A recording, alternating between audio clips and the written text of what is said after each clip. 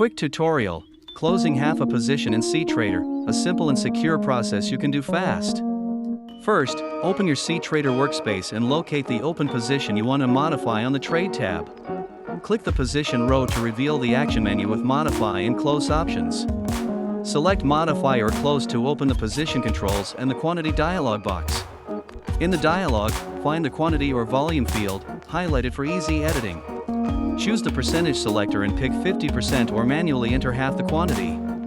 Double-check the adjusted quantity now shows exactly half the original position size. Quickly confirm any stop loss or take profit changes to keep your risk in check. When everything looks correct, press Confirm or Close to execute the partial close.